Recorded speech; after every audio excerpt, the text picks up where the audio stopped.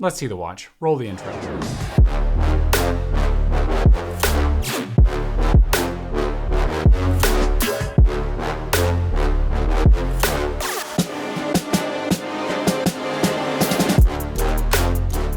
They changed the dial color on the Speedmaster, and we all lost our minds. But don't worry, you're not alone. This release definitely piqued my interest. I wondered if I made the wrong choice buying the Speedmaster here just a few days before the release was announced. But now that I've seen it in person and can really compare it to my Speedmaster, what is the real difference? Why do people care? And lastly, what are my thoughts as a longtime lover of the Speedmaster? I actually also noticed a feature on the new White Speedmaster that this doesn't have, that I don't know that's talked about that much. But either way, we'll go through all that and more.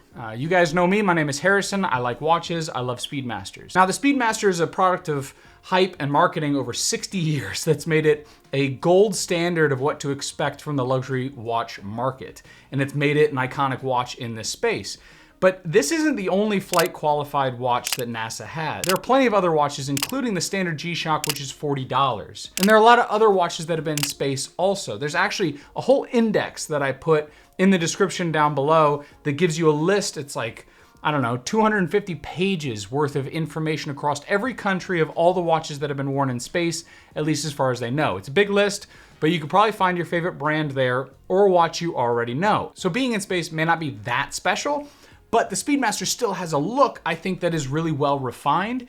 This is an example of someone that nailed the design after probably about the third iteration. As soon as they switched from steel to black bezel and they have the overall design layout with the asymmetric case figured out in the 60s, they've left it pretty standard. They've made some minor changes, but otherwise it stayed basically the same. That being said, there are plenty of other Speedmaster models, from ceramic to blue ceramic to automatic versions with bi-compax layouts instead of tri-compax layouts.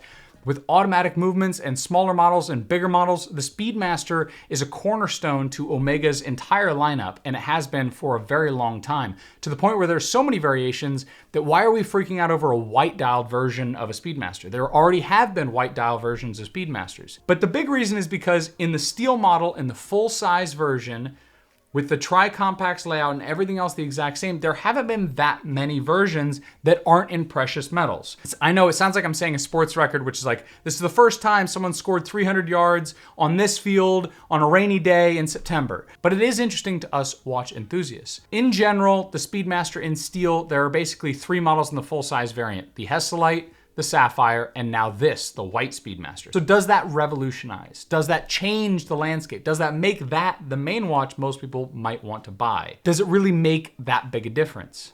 Yes and no. The dimensions hardly bear mentioning, but they're on the screen. So you can see beside my Speedmaster here, there's really only one difference, and that's the dial. Even the bezel is the same, which, yay, it includes the dot over 90. And I'm oversimplifying the differences. The dial is white. The indices have also changed, of course, so they're now black applied indices as opposed to just lume painted on indices like on the standard model. They look almost like vintage Omega because they have the lume plots as little dots on the outside of each of those applied indices. The hands change from black, and the seconds hand has a red painted tip. And to match these color combinations, the logo and the word professional are in black and the word Speedmaster is in red. So the white with red touches for watch enthusiasts reminds us of this, the Alaska Project. Now this was an abandoned version of the Omega Speedmaster that was designed for the extreme temperatures of the dark side of the moon. But this watch, this White Speedmaster, is not the Alaska Project. It doesn't have the same cool Ultraman style hand or the cool subdials.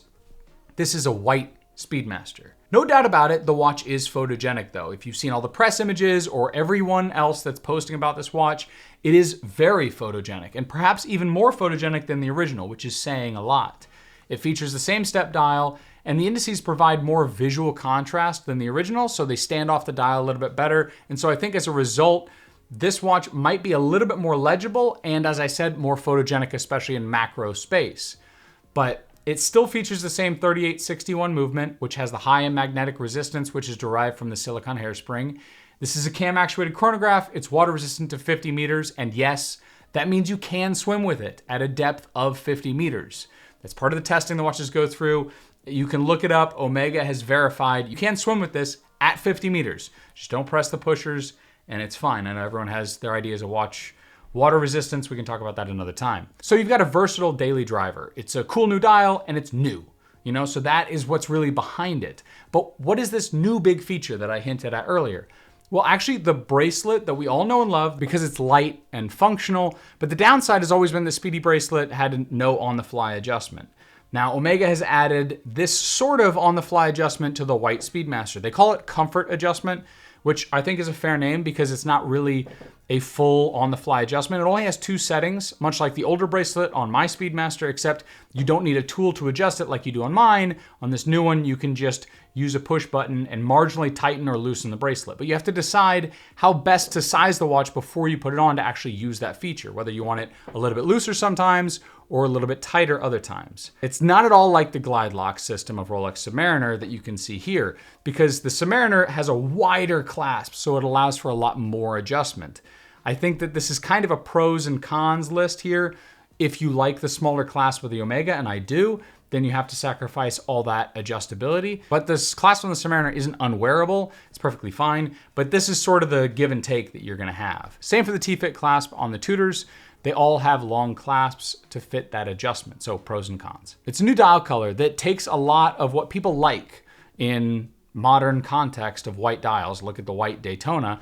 And it harkens also to the Alaska project, which will interest a lot of enthusiasts. But it's playing to, I think, a different crowd a little bit. I think this new White Speedmaster is a watch that will attract a lot more first-time buyers than the original Speedmaster because it's more loud, it's less understated, and the Black Speedy requires you to buy it based on the lore, the heritage, and the iconic design, and history and all that behind it. It requires you to learn to love it over time because it's really understated, especially in this modern context where a lot of people like more loud watches, colorful dials, white dials, golds or platinums. This isn't supposed to be an understated watch. This is definitely more of a statement piece that you're gonna be wearing. I think that plays to more people, especially if they're first-time watch buyers, than it does maybe to the watch enthusiast landscape. Part of the reason why I think the Speedy is often resold is because of the fact that it doesn't have applied indices and therefore lacks a lot of visual interest over the longevity, especially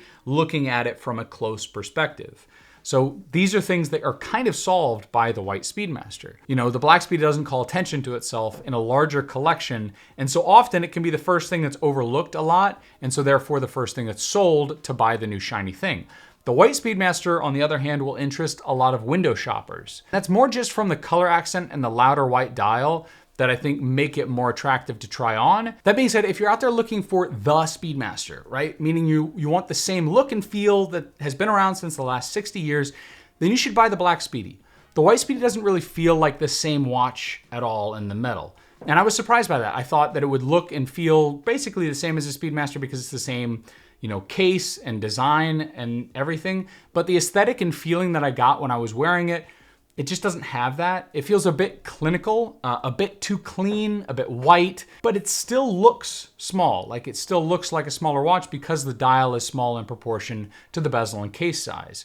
So I think it's still a great wearable case, but it just doesn't feel like the Speedmaster Professional, or at least not in the way that I'm used to or what I want, I guess, in my daily life. This Speedmaster here, this black one's actually my wife's second favorite watch in my collection because I had to rank my watches, which is fun exercise for us watch nerds, to see what her ranking would be as someone who is semi-brand agnostic.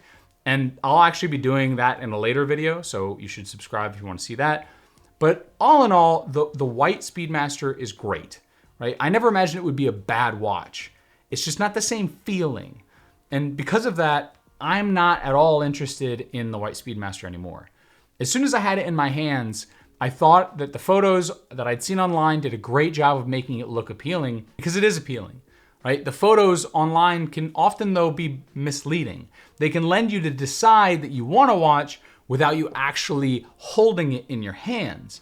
And there is a large difference between holding the Speedmaster and the White Speedmaster, right? The traditional classic look and aesthetic and this new one, it just doesn't have the same sort of character in the overall look and feeling. It's really hard to describe that a color change does that much, but if I'm honest with you, I was surprised at how less interested I was in it now, seeing it in person, than I was seeing it in press images. And that stark difference, I think, is an example of how important it is that you need to see these watches in person. So go out and see it for yourself and then make your own decision. You can watch these videos for fun or entertainment or ideas, but you have to see them in the metal if you're really making a buying decision. Thanks also to Moyer Fine Jewelers for letting me take up their lounge area to shoot this watch for an hour in the middle of the afternoon. But what do you guys think about the White Speedmaster, and how does it compare? I'm going to pass on this one though. Peace.